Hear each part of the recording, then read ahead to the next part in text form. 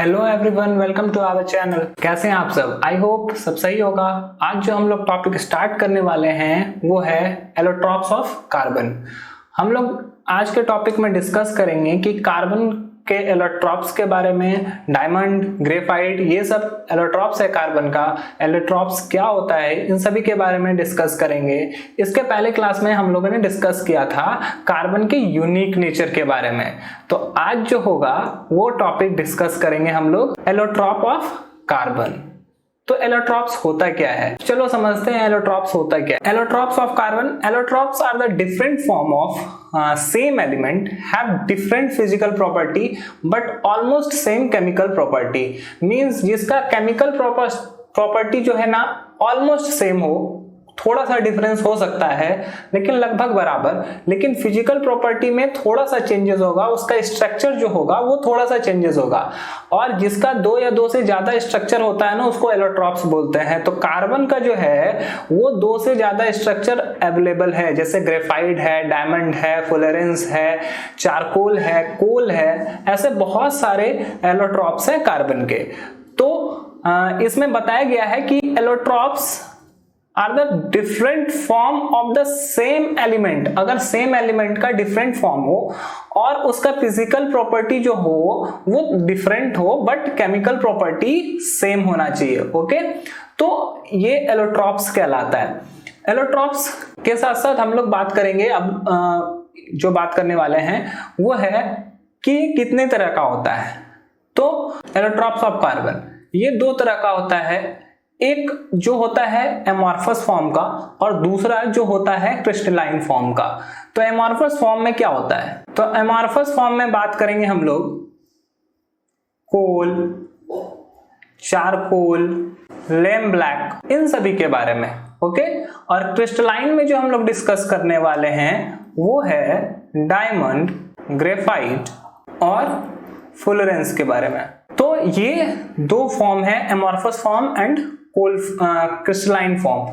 तो amorphous form क्या होता है कि एमॉर्फस फॉर्म में एक्चुअली इसका स्ट्रक्चर जो होता है वो डिफरेंट टाइप का होता है। इसको आसानी से आप जब टच करोगे तो ये सॉफ्ट लगेगा। क्रिस्टलाइन थोड़ा हार्ड होता है, क्रिस्टल जैसा बिहेव करता है। तो कोल के बारे में अगर बात करें कोल की, तो कोल जो है ये एमॉर्फस फॉर्म है, एमॉर्फस फॉर्म है। और ये कोल जो होता है बहुत ही ज्यादा आपको मिलेगा। कहाँ मिलेगा? ये खदान में। ये कैसे पता चलता है, ये कोल कैसे बनता है, तो उसके बारे में मैं थोड़ा बता दूं। कोल एक्चुअली फॉसिल फ्यूल है और ये डेड बॉडी, प्लांट के डेड बॉडी से, डिग्रेडेशन से बनता है। बहुत साल पहले ज्वालामुखी आया होगा, जहां भी कोल है वहां पे क्या हुआ होगा, बहुत साल पहले वोल्केनो आया होगा और वोल्केनो इरप्शन के वजह से बहुत सारा फॉरेस्ट, बहुत बड़ा वाला फॉरेस्ट ये चला गया होगा जमीन के अंदर, और वहां पर बहुत ज्यादा हीट एंड प्रेशर हो गया होगा और बैक्टीरिया प्रेजेंट हो गया होगा। उसी के प्रेजेंस में क्या होता है, वो जो वुड होता है, जो फॉरेस्ट में जितने भी प्लांट्स के लकड़ी वगैरह थे, लीफ वगैरह थे, वो कन्वर्ट हो जाते हैं कोल में। जो कोल होता है वो एमॉर्फस फॉर्म होता है कार्बन का। और हम लोग को इस क्लास में एमॉर्फस फॉर्म के बारे में ज्यादा डिस्कस नहीं करना है, हम लोग को मेनली क्रिस्टलाइन फॉर्म पे चलना है। तो कुछ फॉर्म होता है जो मैं आपको दिखा रहा हूं, ये एमॉर्फस फॉर्म है। जैसे ये चारकोल है, चारकोल को आप आसानी से घर में देख सकते हो। अगर आप कोल को जलाते हो तो आपको चारकोल देखने को मिलेगा, या वुड देखते हो तो ये सबको जलाने से आपको चारकोल मिलेगा। चारकोल जो होता है वो भी बहुत फॉर्म का होता है। जैसे ये दो तरह का होता है, एक प्लांट चारकोल होता है और एक दूसरा जो होता है वो एनिमल चारकोल होता है। तो प्लांट चारकोल भी दो तरह का होता है, एक को बोलते हैं वुड चारकोल और दूसरा जो होता है वो कहलाता है sugar charcoal. Okay, sugar charcoal.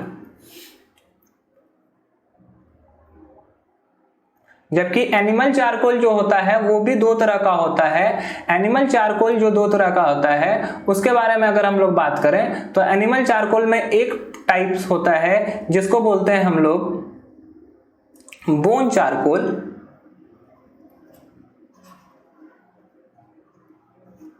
और दूसरा फॉर्म जिसको बोलते हैं ब्लड चारकोल। तो ये कुछ एमॉर्फस फॉर्म है जिसके बारे में हम लोग यहाँ डिस्कस कर रहे हैं। एक और एमॉर्फस फॉर्म है लाइम ब्लैक। ये आपको आसानी से लैब में देखने को मिल जाएगा, या फिर आप इसको बहुत सारे गांव में गुल के नाम से जाना जाता है। तो ये कुछ एमॉर्फस फॉर्म था जो कार्बन का हम लोगों ने देखा। अब हम लोग चलते हैं क्रिस्टलाइन फॉर्म में। क्रिस्टलाइन फॉर्म में सबसे पहला नाम है डायमंड का। तो डायमंड के स्ट्रक्चर के बारे में पहले बात करेंगे कि डायमंड का क्या स्ट्रक्चर है।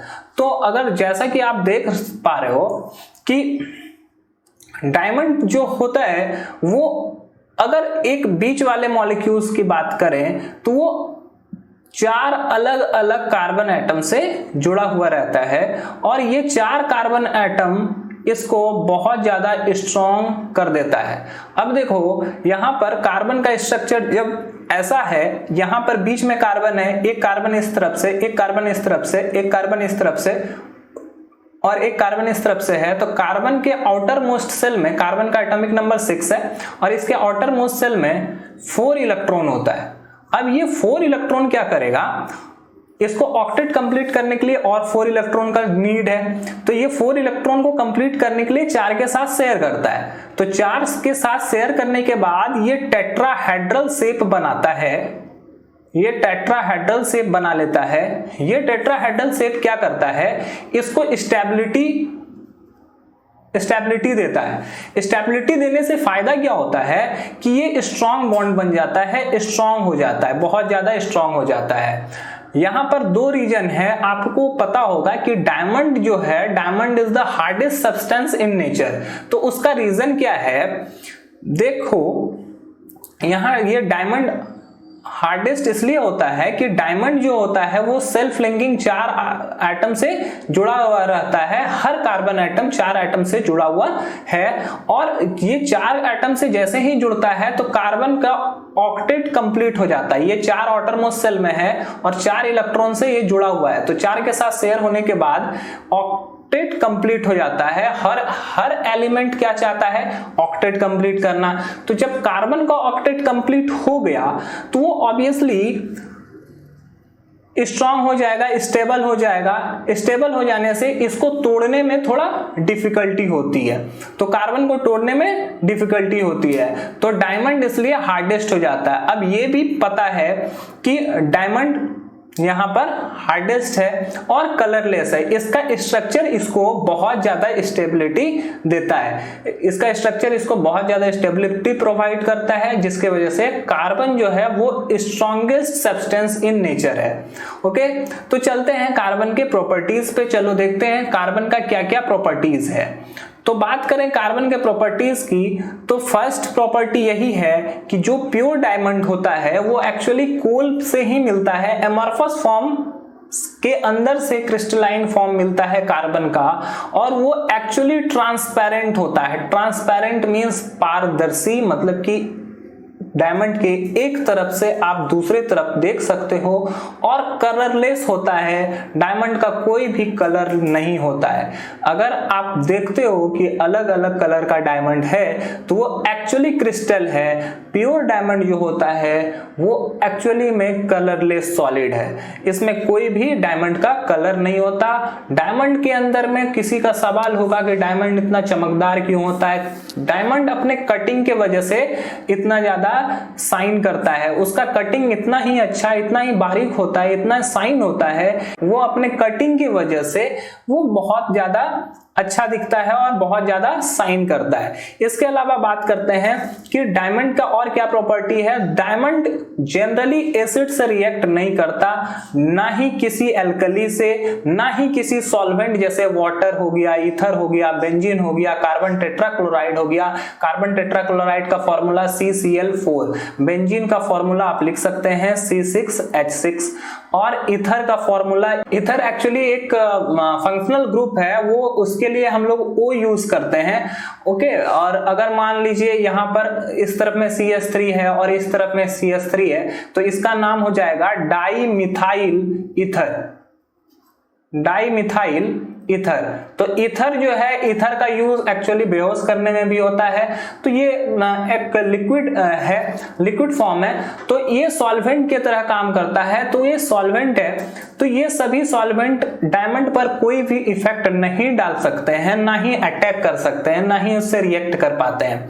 लेकिन डायमंड जो है वो रिएक्ट करता है सिर्फ एक ही चीज से, फ्लोरीन से, और वो भी हाईली टेम्परेचर पे। वहां पर टेम्परेचर बहुत ज्यादा हाई होना चाहिए, तभी वो फ्लोरीन से रिएक्ट करके CF4 बनाता है, जिसको कार्बन टेट्राफ्लोराइड बोलते हैं, कार्बन टेट्राफ्लोराइड। तो ये डायमंड कार्बन का क्रिस्टलाइन फॉर्म में होता है। ये F इसलिए रिएक्ट कर पाता है क्योंकि वो मोस्ट इलेक्ट्रोनेगेटिव एलिमेंट है। मोस्ट इलेक्ट्रोनेगेटिव एलिमेंट होने की वजह से ये फ्लोरीन क्या होता है, इलेक्ट्रोनेगेटिव एलिमेंट है, उसके वजह से फ्लोरीन बहुत ज्यादा रिएक्टिव नॉन मेटल बोल सकते हो। ये बहुत मोस्ट इलेक्ट्रोनेगेटिव है, जैसे ही इसको किसी के साथ जाना होता है वो तुरंत अवेलेबल होता है और ये चले जाता है। तो डायमंड सिर्फ और सिर्फ फ्लोरीन से रिएक्ट करता है, वो भी हाई टेम्परेचर पे। वहां पे टेम्परेचर 750 डिग्री सेंटीग्रेड कम से कम होना चाहिए या उससे ज्यादा होना चाहिए। तो डायमंड जनरली यही फिजिकल इसका प्रॉपर्टी है। कुछ फिजिकल प्रॉपर्टी के बारे में मैं और थोड़ा बता दूं कि डायमंड हीट एंड इलेक्ट्रिसिटी का कंडक्टर नहीं है। Diamond is the bad conductor of heat and electricity. Reason ये है कि कार्बन के पास यहाँ पे डायमंड में जो इसका स्ट्रक्चर है, जिसमें कार्बन अलग अलग 4 कार्बन कंपाउंड से जुड़ा हुआ है, तो इसके वजह से कार्बन का ऑक्टेट कंप्लीट हो गया और कार्बन के पास कोई भी फ्री इलेक्ट्रॉन नहीं रहता है। कार्बन के पास कोई भी फ्री इलेक्ट्रॉन, ये जो है फ्री इलेक्ट्रॉन ये नहीं है। तो फ्री इलेक्ट्रॉन जब डायमंड के पास नहीं है तो वो करंट को फ्लो नहीं करवा सकता है। करंट को फ्लो वही चीज करवा सकते हैं जिसके पास फ्री इलेक्ट्रॉन हो। तो डायमंड के पास कोई भी फ्री इलेक्ट्रॉन नहीं होता जिसके वजह से वो किसी भी करंट को फ्लो करवा पाए। तो diamond is the bad conductor of heat and electricity. अब कभी क्वेश्चन रहता है कि डायमंड का melting point and boiling point बहुत ज्यादा हाई होता है, तो उसका रीजन क्या है? तो डायमंड का स्ट्रक्चर ही उसका आंसर दे देता है कि डायमंड का स्ट्रक्चर उसको बहुत ज्यादा स्टेबिलिटी देता है और साथ में बहुत सारा बॉन्ड बना रहता है। सेल्फ लिंकिंग कार्बन का इतना ज्यादा हो जाता है वहां पर कि उसको तोड़ने में आपको मेल्टिंग पॉइंट और बॉइलिंग पॉइंट बहुत ज्यादा हाई करना होता है। और डायमंड हार्डेस्ट सब्सटेंस है, इसलिए ऑफ कोर्स उसको तोड़ने में भी ज्यादा एनर्जी रिक्वायर लगेगा और वो टूटने के लिए ज्यादा एनर्जी चाहिए और melting point boiling point obviously high हो जाता है। अब कुछ बात करते हैं यूजेस की। तो यूजेस क्या है कार्बन का? अगर बात कर रहे हैं यूज की, तो डायमंड का यूज सोइंग मार्बल में किया जाता है। मतलब कि डायमंड आप मार्बल वगैरह जो फिट वगैरह किया जाता है उस समय या कट करने में डायमंड का यूज किया जाता है। वहां पर अगर मार्बल को कट करना है किसी भी शेप में, साइज में, तो डायमंड उसके लिए परफेक्ट होता है। क्योंकि अगर मार्बल को सही जगह से मार्क करके कट करना है, सपोज करो ऐसे मार्क करके कट करना है, तो इस पर एक लाइन से इस पर मार्क किया जाएगा, स्केच किया जाएगा और उसी लाइन से डायमंड से आसानी से इसको कट कर सकते हैं। अगर दूसरे चीज से इसको कट करते हैं तो इसका शेप जो है वो गड़बड़ होने का चांस हो जाता है, शेप अलग कटने का चांस हो जाता है। लेकिन डायमंड के पास क्या होता है, डायमंड को टिप के तरह यूज करके इसको आसानी से उसी शेप और उसी स्ट्रक्चर में काट सकते हैं जैसा कि हम लोग को नीड है। तो इस तरह इसका यूज किया जाता है इसको काटने में। इसके अलावा डायमंड का यूज ग्लास कटिंग में भी होता है और डायमंड का यूज ड्रिल करने में भी होता है। हर जगह पे काटने या छाटने का जो यूज होता है वो डायमंड से हम लोग कर सकते हैं। तो ये कुछ डायमंड के यूजेस थे। अब हम लोग बात करेंगे कार्बन के सेकेंड क्रिस्टलाइन फॉर्म की, जिसका नाम है ग्रेफाइट। अब हम लोग ग्रेफाइट के बारे में डिस्कस करेंगे कि ग्रेफाइट कैसा होता है, ग्रेफाइट का स्ट्रक्चर क्या है और ग्रेफाइट हीट एंड इलेक्ट्रिसिटी का कंडक्टर क्यों है, ग्रेफाइट सॉफ्ट क्यों हो जाता है, वो सभी के बारे में हम लोग बात करेंगे। तो बात कर रहे हैं ग्रेफाइट की, और ग्रेफाइट का ये है स्ट्रक्चर। तो स्ट्रक्चर में आप जैसे कि देख पा रहे हो कि जहां पर भी डॉट है, यहां पर जहां पर भी डॉट है वो मतलब है कार्बन एटम है, और हर कार्बन एटम देखो 3 अलग अलग कार्बन एटम से कंबाइन किया हुआ है। बात करते हैं कहीं के बीच के कार्बन एटम की। सपोज करो इस कार्बन एटम की बात करें तो ये कार्बन एटम देखो एक इस तरफ में जुड़ा हुआ है, एक इस तरफ में और एक इस तरफ में। हर कार्बन एटम 3 कार्बन एटम से जुड़ा हुआ है। सपोज करो ये एक कार्बन एटम है, ये 3 कार्बन एटम से जुड़ा हुआ रहता है, 1 2 और ये 3। तो 3 कार्बन एटम से जुड़े रहने से क्या होता है, इसका ऑक्टेट कंप्लीट नहीं होता। जैसा कि मैंने पहले ही बताया है कि कार्बन का एटॉमिक नंबर 6 है, इलेक्ट्रॉनिक कॉन्फ़िगरेशन 2 4 होता है, और इलेक्ट्रॉनिक कॉन्फ़िगरेशन 2 4 है तो outermost शेल में 4 इलेक्ट्रॉन, ऑक्टेट कंप्लीट करने के लिए भी 4 इलेक्ट्रॉन का नीड होगा। तो ये 4 इलेक्ट्रॉन क्या करेगा, तो वो अपने 3 ही अलग अलग एटम से जुड़ा हुआ है। तो इसका मतलब ये है कि इसके पास मात्र 7 इलेक्ट्रॉन पूरा होगा, ऑक्टेट कंप्लीट नहीं होगा। सपोज करो कार्बन के आउटर मोस्ट सेल में 4 इलेक्ट्रॉन था, 1 2 3 एंड दिस वन इज 4। ये 4 इलेक्ट्रॉन से ये 3 के साथ शेयर करता है, 1 2 और 3। तो चौथा जो इलेक्ट्रॉन होता है वो फ्री हो जाता है, ये फ्री रहता है और कार्बन का यहां पर ऑक्टेट भी कंप्लीट नहीं होता। अब देखो यहां पर कार्बन जो होता है ये लेयर वाइज जो बना होता है, जैसा कि देख रहे हो फर्स्ट लेयर है ऊपर वाला लेयर।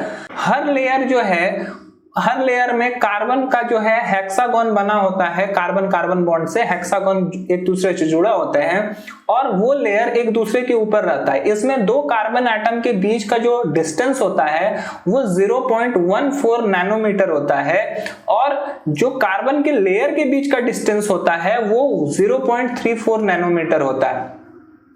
ये होता क्या है, जैसा कि आपको दिख रहा होगा बीच में डॉटेड लाइन से आपको यहां पे दिखाया गया है, तो वो dotted line weak van der Waals force को दिखा रहा है। ये वॉन्डरवॉल बॉन्ड जो दिख रहा है वो actually very weak van der Waals force से भी जुड़ा हुआ रहता है। वॉन्डरवॉल फोर्स यहाँ पर बहुत कम लग रहा है, जिसकी वजह से यहाँ का जो ये ग्रेफाइट है वो थोड़ा सॉफ्ट हो जाता है, क्योंकि इसके बीच का अट्रैक्शन फोर्स कम होता है। तो ये लेयर के ऊपर लेयर रहता है, लेयर वाइज रहता है, तो ये एक लेयर दूसरे के लेयर के ऊपर स्लिप कर सकते हैं, एक लेयर दूसरे लेयर के ऊपर स्लिप करते हैं। तो ये जनरली सॉफ्ट होता है, ये ज्यादा हार्ड नहीं होता है, इसको आसानी से तोड़ लिया जाता है, और इसका बहुत सारा यूजेस भी है। तो अब क्वेश्चन ये होता है कि ग्रेफाइट का क्या क्या प्रॉपर्टीज है। तो चलो बात करते हैं प्रॉपर्टीज के बारे में।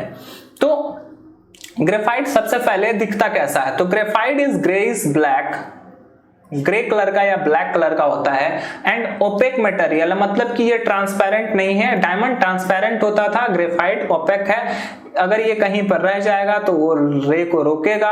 और इसमें भी कुछ कुछ साइन होता है, मतलब कि ये लस्टर प्रॉपर्टी है। लस्टर होने का रीजन है कि जैसे डायमंड भी लस्टरस है और ये भी लस्टर है, तो ये साइनिंग है, साइन करता है ये। इसके अलावा ये सॉफ्ट होता है, टच करने में सॉफ्ट होता है। इसका रीजन मैंने आपको बताया, सोपी एंड स्लिपरी टू टच। इसका रीजन मैंने बताया कि लेयर वाइज जो रहते हैं, लेयर एक दूसरे के ऊपर स्लिप करते हैं, जिसके वजह से ये सॉफ्ट होता है और स्लिपरी होता है टच करने में। इसके अलावा ग्रेफाइट जो है वो डायमंड से तो मच लाइटर होता है। डायमंड इसके सामने थोड़ा भारी है, लेकिन ग्रेफाइट जो होता है वो लाइटर होता है डायमंड से, लेकिन डेंसिटी जो होता है वो ऑलमोस्ट 2.26 ग्राम पर सेंटीमीटर क्यूब होता है, अगर उसका टेम्परेचर 20 डिग्री सेंटीग्रेड के ऑलमोस्ट रहे। और ग्रेफाइट अच्छा कंडक्टर है। ग्रेफाइट अच्छा कंडक्टर क्यों है, ये क्वेश्चन आता है। तो ग्रेफाइट अच्छा कंडक्टर इसलिए है कि मैंने आपको पहले ही बताया कि ग्रेफाइट ऑक्टेट कंप्लीट नहीं कर पाता। हर कार्बन एटम के पास 3 इलेक्ट्रॉन ही शेयर होता है। सपोज करो कार्बन के पास 4 इलेक्ट्रॉन है, तो वो 3 के साथ ही शेयर करता है, 1 2 3, और इसके पास 1 इलेक्ट्रॉन जो है वो बचा हुआ रह जाता है। 1 इलेक्ट्रॉन जो बचा रहता है वो किसका काम करता है, वो फ्री इलेक्ट्रॉन का काम करता है। ये फ्री इलेक्ट्रॉन क्या करते हैं, यही फ्री इलेक्ट्रॉन करंट को एक एंड से दूसरे एंड तक ट्रांसफर करते हैं, या ऐसा बोलो चार्ज को कंडक्ट कराते हैं। ओके, चार्ज को कंडक्ट कराते हैं एक एंड से दूसरे एंड तक, जिससे कि करंट फ्लो हो जाता है। तो इसलिए ग्रेफाइट जो है अच्छा कंडक्टर है किसी भी इलेक्ट्रिसिटी का या फिर हीट का। अब बात करें ग्रेफाइट की यूज की, तो अब बात करते हैं यूजेस की। ग्रेफाइट का यूज जो किया जाता है वो इलेक्ट्रोड्स के रूप में किया जाता है। इलेक्ट्रोड्स क्या है? इलेक्ट्रोलाइसिस कराने में जो इलेक्ट्रोड यूज होता है जिससे करंट फ्लो कराते हैं उसको इलेक्ट्रोड बोलते हैं। तो यहाँ पे वायर कनेक्ट करके इसमें करंट फ्लो कराया जा सकता है। सपोज करो एक कंटेनर है मेरे पास और वो कंटेनर में इलेक्ट्रोलाइट्स भरा हुआ है और इलेक्ट्रोलाइसिस कराना है, तो यहाँ पर हम लोग को 2 इलेक्ट्रोड चाहिए। वो इलेक्ट्रोड ग्रेफाइट का हो सकता है, यहाँ पर वायर कंडक्ट करके और इससे वायर कनेक्ट करके हम लोग इसमें करंट फ्लो करा सकते हैं। तो वो इलेक्ट्रोड जो होता है, ये इलेक्ट्रोड जो होगा वो ग्रेफाइट भी वहां पर यूज कर सकते हैं, क्योंकि graphite is the good conductor of heat and electricity. इसके अलावा ग्रेफाइट अच्छे लुब्रिकेंट की तरह काम करता है, ड्राई लुब्रिकेंट की तरह काम करता है। मशीन वगैरह में इसको यूज किया जाता है, ग्रीसिंग में, ऑयल में जहां पर यूज नहीं हो सकता, ग्रीस ऑयल को यूज नहीं कर सकते, तो वहां ग्रेफाइट को यूज कर सकते हैं, क्योंकि इसका सरफेस जो होता है बहुत ज्यादा स्मूथ होता है, तो ये आसानी तरीका से, और दूसरा स्लिपरी होता है टच में, तो इसके वजह से ये क्या आता है, वो अच्छा लुब्रिकेंट की तरह काम कर जाता है। ग्रीस और ऑयल काम नहीं कर सकता, तो ग्रेफाइट ही वहां पर यूज किया जाता है। इसके अलावा क्यूबिकल मेल्टिंग मेटल में भी इसका यूज किया जाता है और पेंसिल बनाने में भी यूज किया जाता है। पेंसिल तो आप सभी ने यूज किया होगा, जैसा कि फिगर में भी देख रहे हो, ये पार्ट जो होता है वो ग्रेफाइट का बना होता है। इससे आप करंट भी फ्लो करवा सकते हो इस पार्ट से। ये जो लकड़ी का पार्ट बना होता है उसके अंदर में ये ग्रेफाइट आपको देखने को मिलेगा। जनरली लकड़ी के पार्ट के अंदर में जो ब्लैक पार्ट होता है या ग्रेइश पार्ट होता है वो एक्चुअली ग्रेफाइट का होता है। तो ग्रेफाइट का ये सब यूज है जिसको हम लोग देख रहे हैं। अब बात करेंगे उसके थोड़ा सा और आगे, तो बात करते हैं फ्लोरीन के स्ट्रक्चर के बारे में। तो फ्लोरीन के स्ट्रक्चर का जो खोज किया था वो बंकमिस्टर फ्लोरीन ने किया था। बंकमिस्टर फ्लोरीन अमेरिका के एक इंसान थे जिन्होंने वहां पर एक वॉकी वॉल को देखकर इसका डिस्कवर किया था, बंकमिस्टर फ्लोरीन। तो इसका स्ट्रक्चर आप जब ध्यान से देखोगे तो देखोगे यहाँ पर एक हेक्सागोन बना हुआ है, और वैसा वैसा हेक्सागोन और पेंटागोन, यहाँ पे दोनों चीज होता है, हेक्सागोन भी बना होता है और पेंटागोन भी बना होता है। जैसा कि आप देख रहे हो कहीं पर हेक्सागोन है और कहीं पर पेंटागोन है। इसमें ऑलमोस्ट 20 हेक्सागोन बना होता है, ऑलमोस्ट 20 हेक्सागोन बना होता है, जिसमें कि ऑलमोस्ट कार्बन का 60 एटम्स प्रेजेंट रहता है। तो ये इसका फॉर्मूला C60 के नाम से भी जाना जाता है, और इसमें 60 कार्बन है। इसका मतलब ये है कि ये एक, जैसा कि आपको दिख रहा है, एक फुटबॉल की तरह दिख रहा है। इसका निकनेम वॉकी वॉल भी है, और ये वॉकी वॉल है तो इसका मतलब है इसमें 60 कॉर्नर भी है। इसमें 60 कॉर्नर है और हर कॉर्नर पर कार्बन एटम प्रेजेंट है। जो पेंटागन और हेक्सागोन बनाते हैं इसमें ऑलमोस्ट 20 हेक्सागोन है और यहाँ पे कार्बन का 60 मॉलिक्यूल एटम प्रेजेंट है। अब बात करें तो बंकमिस्टर एक स्फेरिकल शेप में रहता है। इसको खोज किया गया था फुटबॉल को एक संरचना देख के। इसमें 12 पेंटागन भी है और ऑलमोस्ट 20 हेक्सागोन भी है, और इसमें 60 कॉर्नर है। इसके अलावा ये हॉलो होता है, ये केज के तरह होता है, केज जैसा बना हुआ है, अंदर में खोखला जैसा है, हॉलो है, अंदर में कुछ भी इसका मास नहीं रहता। और बात करें इसके यूजेस के बारे में तो ये सुपर कंडक्टर की तरह और सेमी कंडक्टर दोनों की तरह यूज हो सकता है, और इसका यूज बहुत जगह लुब्रिकेंट और कैटलिस्ट की तरह हो जाता है। कैटलिस्ट किसको बोलते हैं? जिसके प्रेजेंस में कोई रिएक्शन कंप्लीट होता है वो कैटलिस्ट कहलाता है। जैसे सपोज करो एक रिएक्शन मैं लिख देता हूं, N2+3H2, नाइट्रोजन जब हाइड्रोजन के प्रेजेंस में रिएक्ट करता है तो ये अमोनिया बनाता है। ओके, बट वहां पर कैटलिस्ट के फॉर्म में क्या है? Fe और NO है। तो यहाँ पर कैटलिस्ट का काम कर रहा है कौन? Fe and NO। तो उसी तरह कैटलिस्ट के फॉर्म में जिसके प्रेजेंस में ये रिएक्शन हो रहा है, अगर ये Fe और MO यहाँ पर नहीं रहे प्रेजेंट तो ये शायद ये रिएक्शन कंप्लीट ना हो। तो इसलिए यहाँ पर ये कैटलिस्ट का काम करते हैं। तो यही है कैटलिस्ट, और ये कैटलिस्ट के तरह यूज किया जाता है। तो यही है कार्बन का एलोट्रॉप्स में हम लोगों ने एमॉर्फस एलोट्रॉप्स के बारे में भी कुछ जाना, और हम लोगों ने जाना क्रिस्टलाइन एलोट्रॉप्स के बारे में। आज की क्लास में इतना ही। That's all, thank you.